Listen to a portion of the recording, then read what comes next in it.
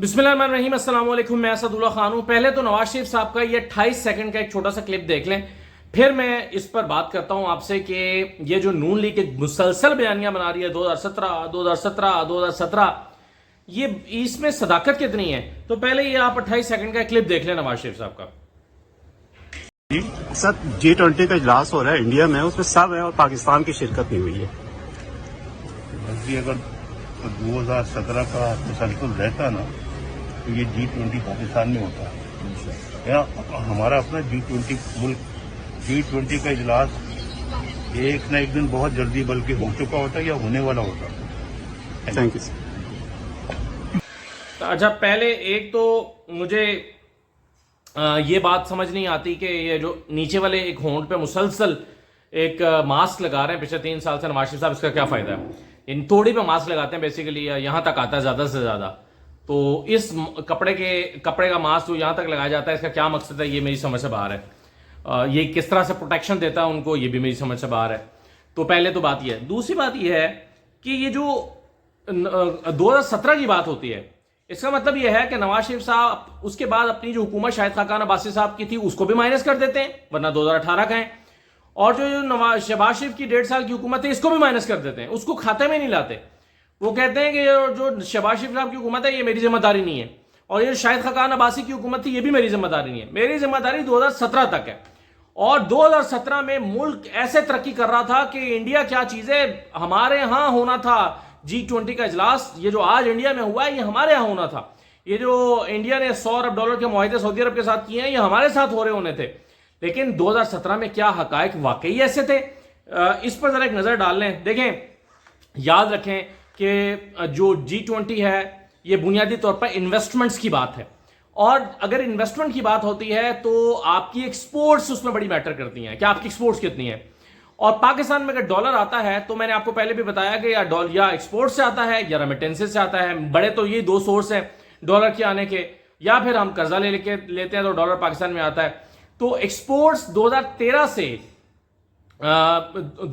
में जब peoples party की हुकूमत छोड़ के गई थी तो एक्सपोर्ट्स $25 अरब पे ले गए थे।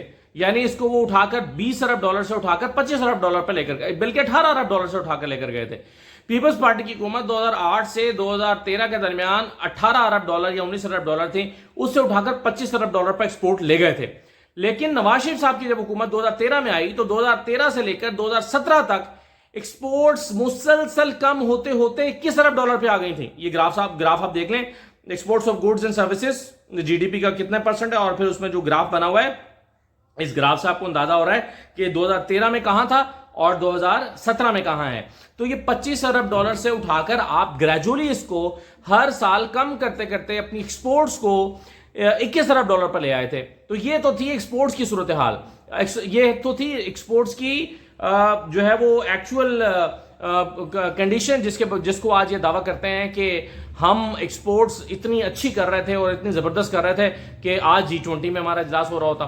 दूसरी बात आपको याद होगी कि 2018 में जब हुकूमत गई थी, शाहिद खाकान अब्बासी साहब ने आखिरी साल हुकूमत की, तो जब 2018 में नून लीग की हुकूमत खत्म हुई थी तो उस वक्त पीटीआई की हुकूमत आने के फौरन बाद नून लीग के जो एक्सपर्ट्स थे वो शोर मचा रहे थे कि ये लेट कर रहे हैं, ये फौरन आईएमएफ के पास क्यों नहीं जा रहे, ये फौरन कर्जा क्यों नहीं ले रहे, ये लेट कर रहे हैं, ये हिमाकत कर रहे हैं, ये नुकसान पहुंचा रहे हैं, इनको फौरी तौर पर आईएमएफ के पास जाना चाहिए, आईएमएफ के प्रोग्राम में जाना चाहिए। और इमरान खान और उनकी मुआशी टीम ने पहली कोशिश ये की कि आईएमएफ के पास जाए, बगैर काम हो जाए, आईएमएफ से जान छुड़ा सके। पहली अटेम्प्ट उन्होंने ये की कि आईएमएफ के पास ना जाए। लेकिन 6-8 महीने के बाद जब वो इस कोशिश में कामयाब नहीं हुए तो फिर आईएमएफ के पास गए। उस पर भी तनकीद यह हुई कि इनको हुकूमत संभालते ही फौरन आईएमएफ के पास जाना चाहिए था, इन्होंने लेट किया। अब सवाल नवाज शरीफ साहब से यह है कि अगर मुल्क इतना ही तरक्की कर रहा था और इतना ऊपर जा रहा था और इतना जबरदस्त जा रहा था, तो फिर आपके मुआशी माहिरीन ये क्यों मशवरा दे रहे थे, नून लीग के मुआशी माहिरीन क्यों मशवरा दे रहे थे कि फौरन आईएमएफ के पास जाएं।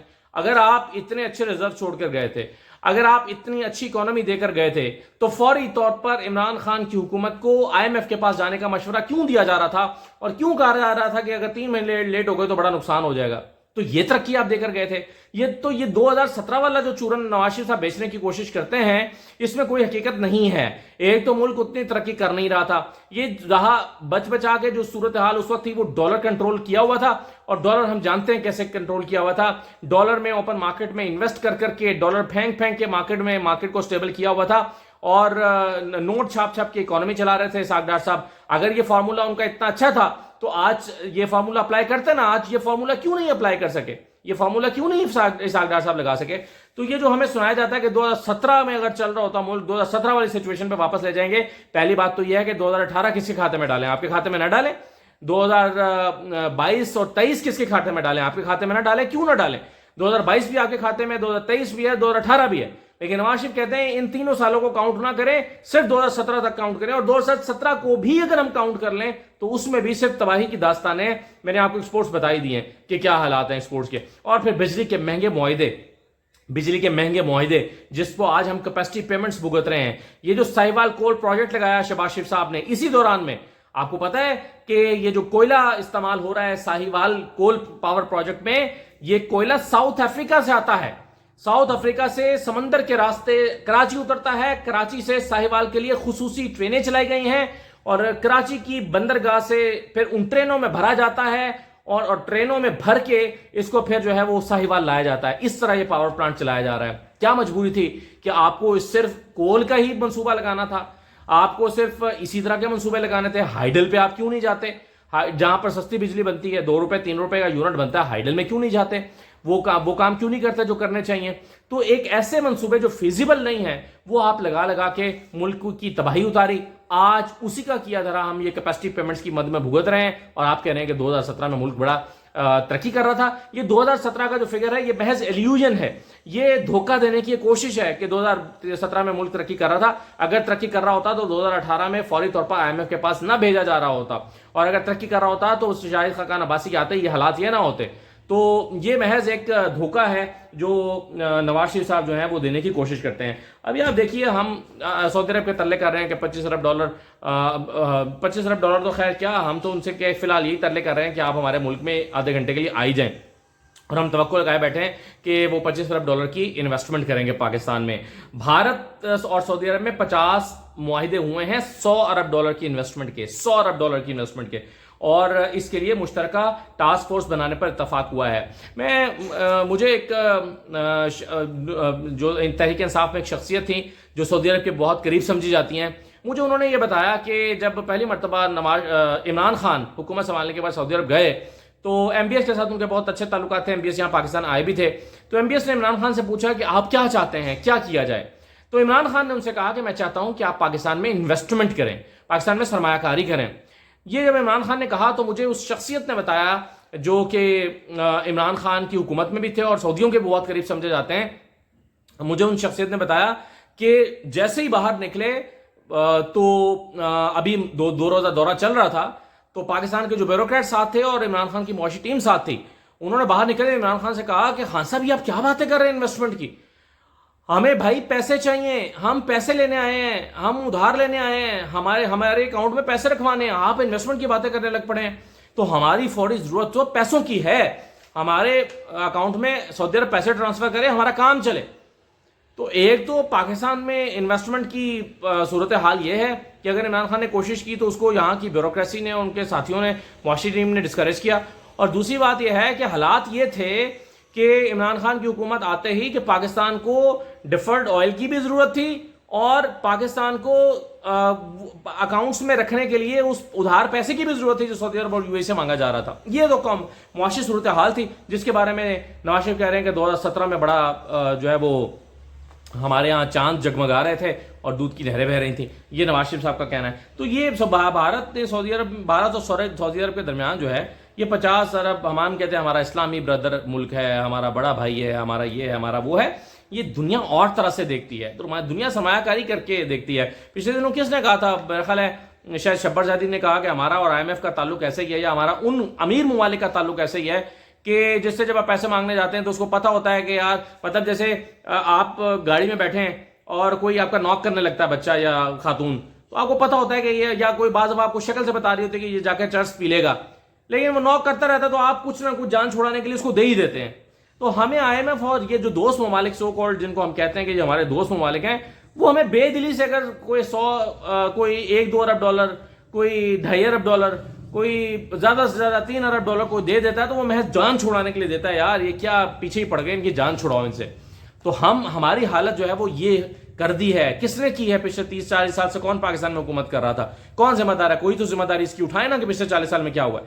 یہ 90 کی دہائی نے ملک کو تباہ کیا ہے. 90 کی دہائی میں جو کچھ ہوا, اس 90 کی دہائی کا شاخسانہ ہے آج جو ہم بھگت رہے ہیں. یہ جو 1992 میں ڈالر کو اوپن مارکیٹ سے آپ روپوں کو کنورٹ کرا کے اور ملک سے باہر پیسہ آپ نے بھیجا ہے اور باہر کے ملکوں میں فلیٹ خریدے ہیں اور جائیدادیں بنائی ہیں, اس وقت پاکستان کا بیڑا غرق ہونا شروع ہوا. یہ ڈالر پاکستان سے باہر گیا ہے اور آج ہم اس کو بھگت رہے ہیں. لیکن ہم یہ جواب نہیں دیں گے کہ ہم نے اپارٹمنٹس کیسے خریدے ہیں, ایون فیلڈ کیسے خریدے ہیں, ہم نے باہر جائیدادیں کیسے بنائی ہیں اور ڈالر کہاں سے آیا, اس کا جواب نہیں دیں گے. ہم کہیں گے جی 2017 میں ملک بڑا ترقی کر رہا تھا. تو جھوٹ اتنا بولو کہ لوگوں کو سچ لگنے لگے. اسی فارمولے پر نون لیگ جو ہے وہ عمل پیرا ہے. حالات یہ ہو گئے ہیں کہ افغانستان میں پاکستان کی کرنسی بین کر دی گئی ہے. افغانستان میں پاکستان کی کرنسی بین کر دی گئی ہے کہ اس کرنسی کی کیا ویلیو ہے.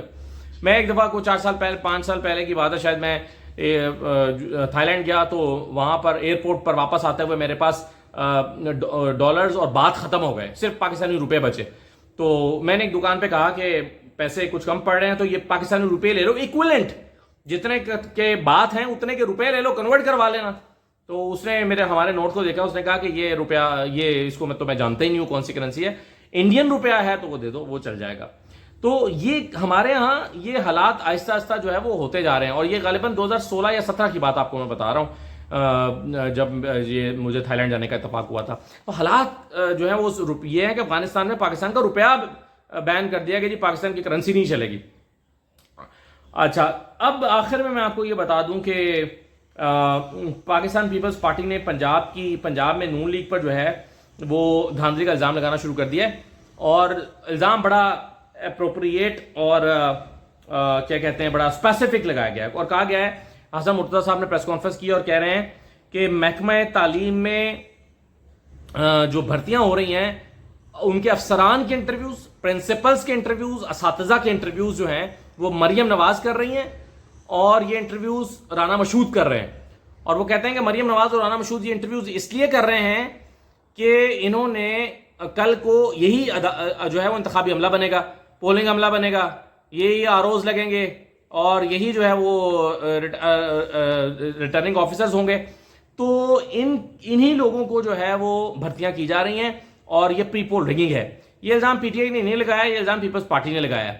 اور پیپلز پارٹی نے براہ راست مریم نواز کے اوپر الزام لگایا ہے اور مریم نواز کے ساتھ ساتھ یہ نگران حکومت پہ بھی الزام لگایا ہے کہ یہ بھرتیاں ہو رہی ہیں اور بھرتیوں کی جو انٹرویوز ہیں وہ مریم نواز کر رہی ہیں. بھائی کس کیپیسٹی میں کر رہی ہیں, کیوں کر رہی ہیں, کیوں وہ لسٹ فائنل کر کے دے رہی ہیں کہ کس کس کو لگائیں. تو اس کو انہوں نے پری پول ریگنگ قرار دیا ہے. خیر پاکستان میں ریگنگ بہت طرح سے ہو رہی ہے. فواد حسن فواد صاحب نگران وزیر لگ گئے. فواد حسن فواد جو ہیں یہ جو نگران وزیر لگائے گئے ہیں یہ مطلب کسی بھی طرح یہ نیوٹرلٹی کی کیٹیگری میں نہیں آتے. یعنی نگران حکومت میں پہلی ترجیح یہی ہوتی ہے کہ ایک نیوٹرل شخص کو لگایا جائے, لیکن یہ کسی بھی طرح نیوٹرلٹی کی کیٹیگری میں, نیوٹرلز کی کیٹیگری میں نہیں آتے کہ یہ جو ہے وہ غیر جانبدار ہوں. تو بہرحال یہ ایک ایسی نگران حکومت ہے جس میں نون لیگ کے جانبدار لوگوں کو وزیر لگایا جا رہا ہے اور بے دھڑک لگایا جا رہا ہے. تو بہرحال چل رہا ہے نظام.